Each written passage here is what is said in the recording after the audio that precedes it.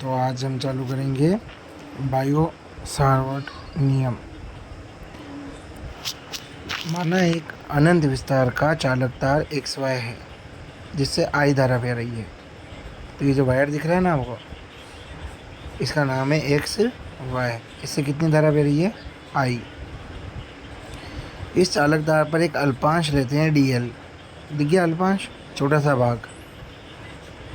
इस अल्पांश D L से are दूरी पर, दिख रही है आर दूरी, बिंदु P पर चुंबकीय क्षेत्र ज्ञात करना है। ठीक है, P बिंदु पर। किसके कारण? अल्पांश के कारण। तो अल्पांश के कारण P बिंदु पर जो चुंबकीय क्षेत्र होगा उसको नाम देंगे dB। चुंबकीय क्षेत्र होता है B, यहाँ dB क्यों बोला अपन ने? क्योंकि अल्पांश के कारण चुंबकीय क्षेत्र है ना। एक नंबर, ये चुंबकीय क्षेत्र जो dB होगा तार में प्रवाहित धारा के समानुपाती होगा, यानी dB समानुपाती I। धारा बढ़ाएंगे तो चुंबकीय क्षेत्र बढ़ेगा, धारा कम करेंगे तो चुंबकीय क्षेत्र कम होगा। दूसरा, अल्पांश की लंबाई dl के समानुपाती होगा। अल्पांश जो है ना उसके क्या होगा? समानुपाती। जितना ज़्यादा अल्पांश चुंबकीय क्षेत्र उतना ही ज़्यादा। तीसरा, अल्पांश व P बिंदु के मध्य बनने वाले कोण, ये जो कोण बन रहा है थीटा, इसकी ज्या के समानुपाती। ज्या का मतलब साइन, तो dB समानुपाती साइन थीटा। ठीक है। अल्पांश से P बिंदु के मध्य की दूरी जो r है उसके वर्ग के व्युत्क्रमानुपाती, यानी dB समानुपाती 1/r²। ठीक है।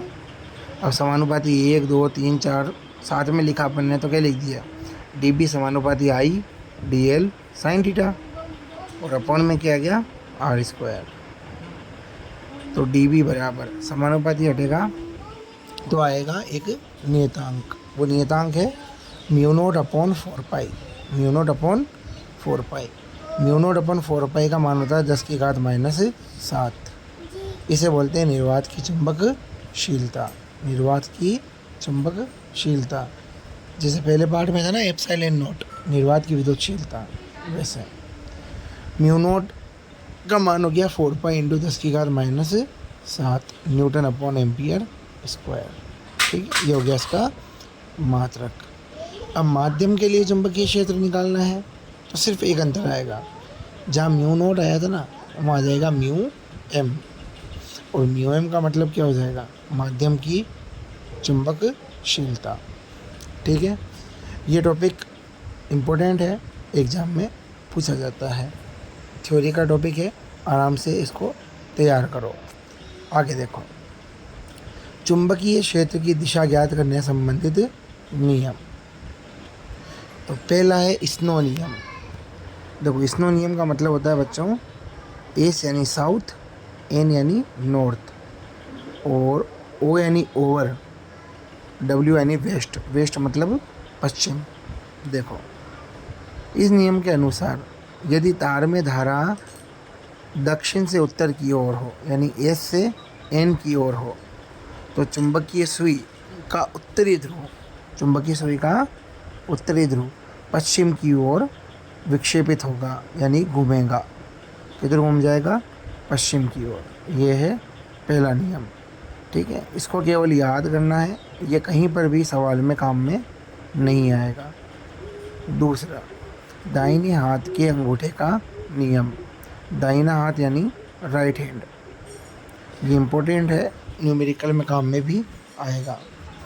इस नियम के अनुसार किसी चालक तार को अपने दाएं हाथ में इस प्रकार पकड़ना है कि अंगूठा धारा की दिशा को दर्शाएगा। अंगूठा किसको बताएगा? धारा की दिशा को। तो जैसे एक पेंसिल है ना, उस पेंसिल की नोक जो है ना उसको ऊपर की तरफ करके उसको हाथ से पकड़ो अपने राइट हैंड से।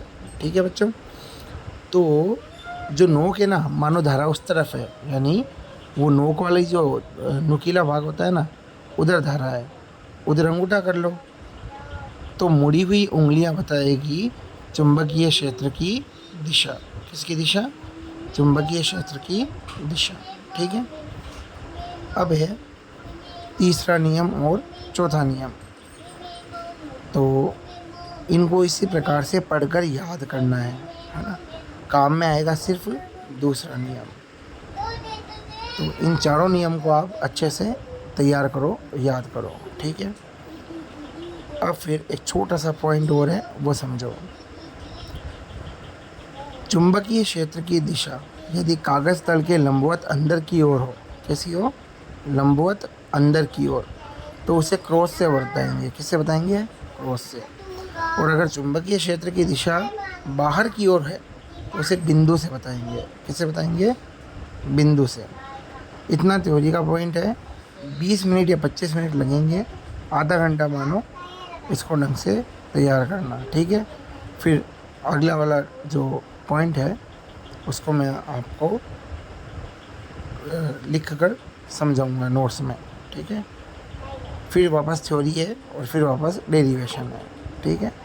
चलने तो इस लेसन को अच्छे से तैयार करो।